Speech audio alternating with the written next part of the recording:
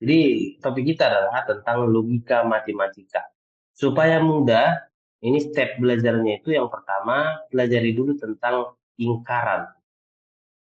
Ingkaran atau negasi.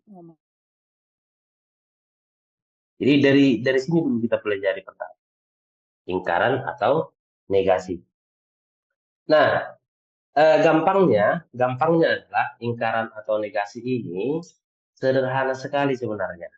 Misalnya saya bilang kayak gini, eh, saya itu udah makan. Jadi kalian berpikir kapan saya bohong gitu. Pada suatu kondisi bagaimana saya dikategorikan adalah sedang bohong. Pada tadi omongan saya di awal adalah saya sudah makan gitu. Nah, berarti saya akan disebut pembohong kalau ternyata saya nggak makan. Saya belum makan, gitu kan? Nah, itulah dasar dari ingkaran. Itulah dasarnya. Saya bilang gini, syarat untuk lolos PTN harus rajin atau pintar. Saya bilang gitu. Kapan saya bohong? Tadi saya bilang syarat masuk PTN harus rajin atau harus pintar. Kapanlah kira-kira saya bohong? Kalau ada tiba-tiba yang masuk PTN itu, ya kan?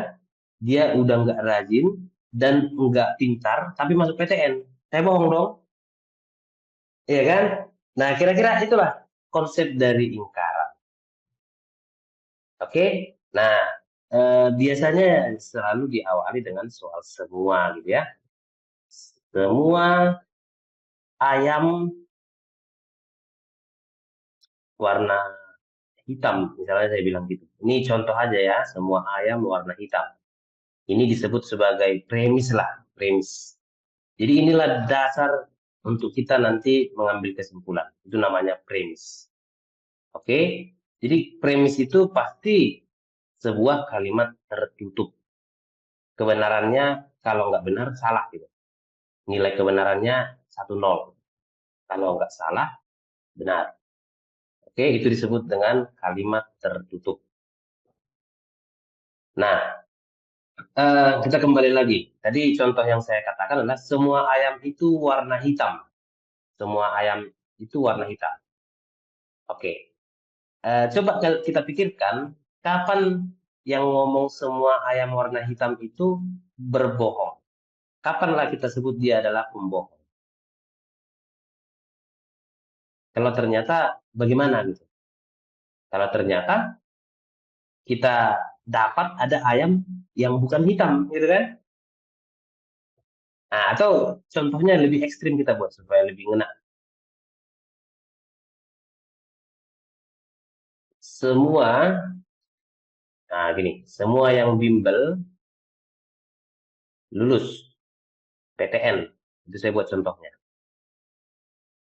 Terus tiba-tiba pas saya ngomong gitu, saya ngomong ke seseorang ya, semua yang bimbel lulus PTN, saya bilang gitu. Terus tiba-tiba dia langsung nyeletuk, ada kemarin si Anu dia bimbel tapi nggak lulus, ya kan? Nah itulah namanya ingkaran, oke? Itulah namanya ingkaran. Jadi kalau ini kita ingkari kayak gini, hasilnya itu adalah bisa beberapa versi. Versi dasarnya itu gini, ada yang bimbel tetapi tidak lulus PTN. Tidak lulus PTN. Dia udah berbohong. Yang ngomong ini di awal sudah berbohong. Oke? Nah, ini digarisbawahi. Kemudian, apalagi? Nah, ini bisa sekalian ganti. Kata ada ini bisa diganti nih. Bisa diganti dengan beberapa. Nah, tidak harus menggunakan kata ada ya. Nah, bisa menggunakan beberapa, bisa menggunakan sebagian, bisa juga menggunakan beberapa, sebagian, sementara.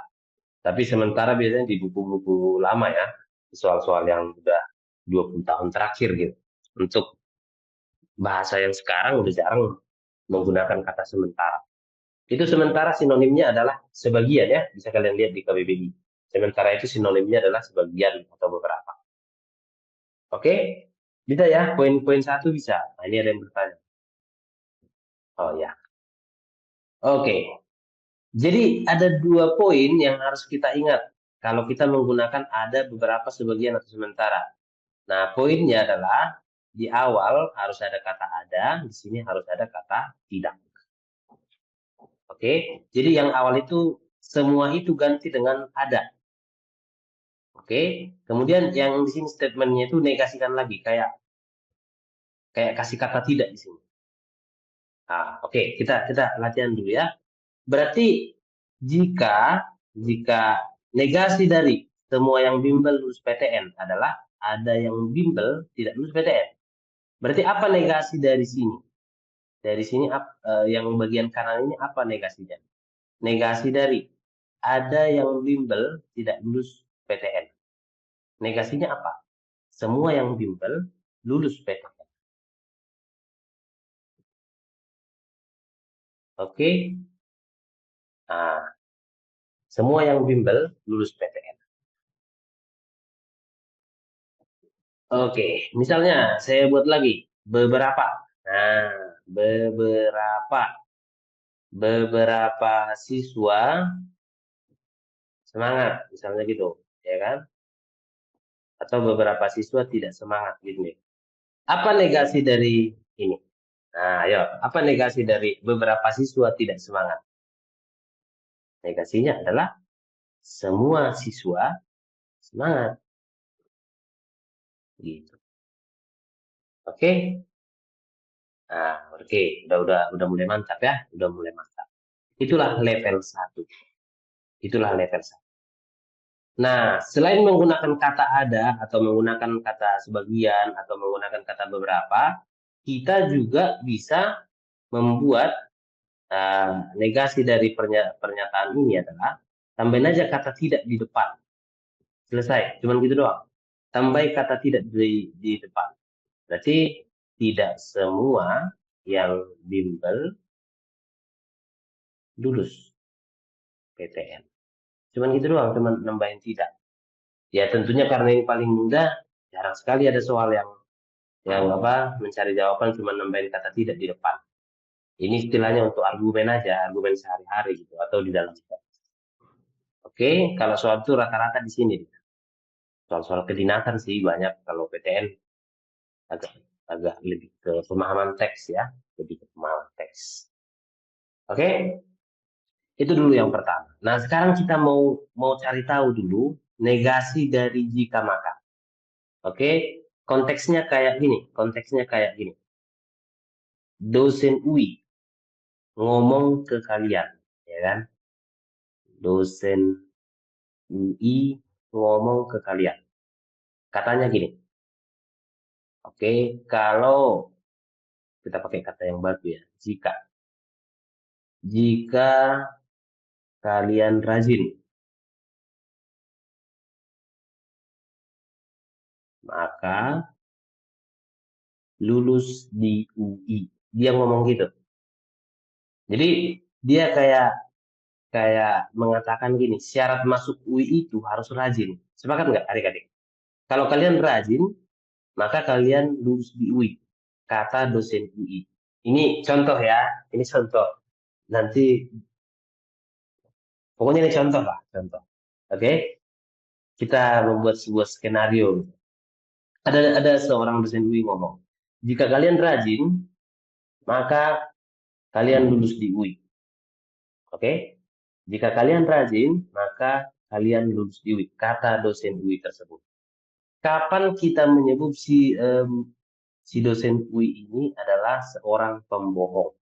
Ayo, kapan kita sebut dia seorang pembohong?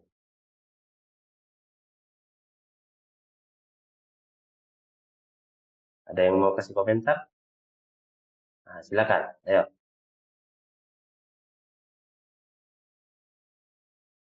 Ini kayak bagian 1, ini kayak bagian 2.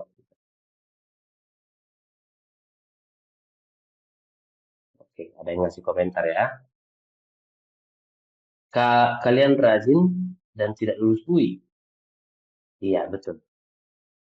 Ya, Ini misalnya kita bilang P, ini misalnya kita bilang Q. Karena kata penghubungnya jika maka, berarti dia disebut implikasi. P maka Q. Ya, ini seolah-olah kayak syarat, ini kayak output atau hasil yang diharapkan. Kalau ini kita lakukan, kalau P kita lakukan, maka kita akan dapat Q. Kira-kira gitu konsepnya. Jadi kapan kita mau bilang si dosen UI ini adalah seorang pembohong? Kalau kita udah rajin belajar, ya kan, tapi nggak masuk UI gitu. Tapi tidak masuk UI gitu. Jadi kalau mau kita tuliskan dia menjadi sebuah rumus, negasi dari pernyataan dosen UI tadi bisa kita tulis P maka Q, kayak gini. Apa hasil dari negasinya tadi? Tadi ada yang jawab tadi si Najwa kalau nggak salah. Ya, si Najwa. Nah, negasi dari si P maka Q ini adalah udah rajin, tapi nggak lulus. Gitu. Berarti P-nya dipenuhi, gitu kan? P-nya dipenuhi, ini dipenuhi, tetapi dalam konteks logika bisa digantikan dengan simbol ini. Ini simbol kata dan, gitu ya. Atau saya tulis dulu deh. Nanti saya tulis. Nah, kita ulangi lagi. Saya kadang lupa ya. Ini terpenuhi, tapi outputnya nggak sesuai. Gitu. Min, gitu ya. Itulah negasi dari P maka Q. Oke, kita tulis simbol supaya nggak lupa ya. Ini atau kayak gini itu disebut simbol atau simbol uh, ada namanya kayak konjungsi kalau nggak salah ya. Nah, pokoknya ini kata atau lah. Gitu. Kemudian kayak gini atau kayak gini itu simbol disjungsi atau irisan. Irisan itu digantikan lebih simpel dengan kata dan. Nah, kemudian ini jika maka ya, simbol untuk sebab akibat atau implikasi. Kemudian kalau panahnya dua arah, itu namanya diimplikasi. Double implikasi, diimplikasi. Oke. Oke. Kita udah dapat satu rumus. Negasi dari P maka Q adalah P dan min Q. Oke, kita nggak ada menghafal rumus tadi. Itu ketemu dari sebuah skenario ini. Nah, kita udah dapat satu contoh di sini ya, satu contoh. Nah, sekarang coba kita pikirkan, kira-kira apa yang kita negasikan supaya ini hasilnya. Apalah kita kira-kira taruh di dalam kurung ini, supaya nanti ini hasilnya. Berarti di sini harus ada min P, ya kan? Terus ada atau, terus di sini ada Q. Oke, dapat nggak kira-kira? Coba kali pelang. Ini menjadi ini, atau menjadi dan, ini menjadi min Q. Gitu kan? Nah, kalau kita tulis ulang, berarti jadi kayak gini dia. Oke, inilah kesimpulan. Berarti ini sama dong, ya kan? Berarti P maka Q sama aja dengan min P atau Q. P maka Q sama aja dengan min P atau Q. Nah, kita udah dapat. Tadi kita cuma belajar lingkaran, tapi sekarang kita dapat yang namanya ekuivalensi. Oke, jadi langsung masuk ke topik 2, ekuivalensi. Pernyataan yang sama gitu ya, pernyataan yang setara gitu. Nah, yang pertama inilah ya. Sepakat kan? Ini sama kok formatnya, negatif dalam kurung. Negatif dalam kurung. Berarti dalam kurungnya sama dong, karena mereka dihubungkan oleh sama dengan gitu. Berarti P maka Q itu sama aja kalau kita tulis sebagai min P atau Q. Oke, itu yang pertama. Nah, sekarang kita belajar membaca rumus. Apa proses kira-kira dari sebelah kiri ini menjadi sebelah kanan? P-nya diapain nih? Ayo, P-nya ini diapain? Diminusin, ya kan? Nah, terus ini diapain? Ini diganti jadi atau. Oke, terus Q-nya diapain Q-nya? Q-nya dibiarin, ya kan? Ini dibiarin aja. Oh, oke. Jadi kalau ada nanti soal kayak A maka B, aplikasikan dulu rumus ini. Berarti min A atau B. Oke, A-nya minusin, ya kan? Terus tanda panah ganti dengan ini. B-nya biarkan. Oke, jadi supaya bisa kita gunakan rumus itu di berbagai situasi. Nah, sekarang kita pikirkan gini. A atau B. Eh, sama nggak itu dengan B atau A? Sama ya? Sama. Oke. Berarti ini kalau saya tulis terbalik boleh kan? Nah, ini saya tulis dari sini. Ki atau min P. Sama aja. Kalau atau dibolak-balik sama aja. Oke, sekarang coba baca rumus dari kanan ke kiri. Oke, P-nya mengalami apa? Diminusin. Ataunya jadi panah. Q-nya tetap. Oke, sekarang kita kasih warna yang sama.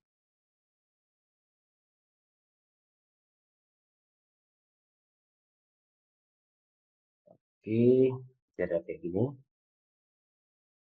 Terus biru.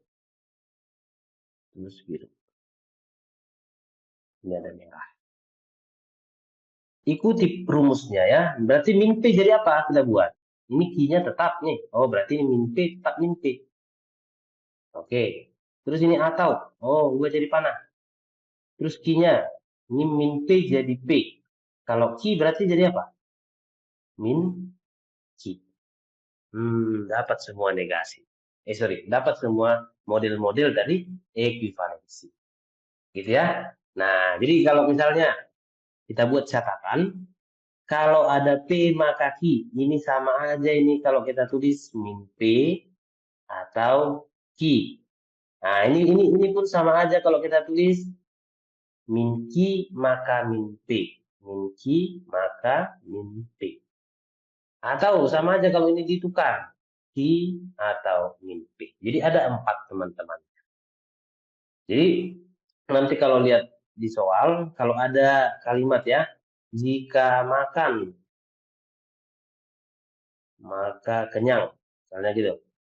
Ini bisa dibaca berapa kali? Empat macam, tiga macam gitu, ya kan? Nah, bisa kita baca inilah P-nya, inilah Q-nya, gitu kan? Ini bisa kita baca kalimat satu itu bisa kita baca gini, tidak makan atau kenyang, gitu kan? Atau ditukar, kenyang atau tidak makan. Oke, atau ini dibaca dari belakang. Ini kan P maka Q. Kalau dari belakang dibaca jadi min Q maka min P. Min Q maka min P. Bacalah dari belakang sini. Jika tidak kenyang, maka tidak makan. Itu dia. Oke, itu dulu bagian pertama. Itu paling dasar ya, itu paling dasar. Cuman ini pun kita tahu otomatis penarikan kesimpulan lancar. Penarikan kesimpulan lancar. Oke, nah saya tambahin sedikit lagi.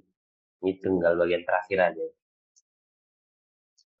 Jadi ibaratnya kalau ditulis P maka Q, ini disebut dengan implikasi. Si P ini disebut dengan salah satu penyebab.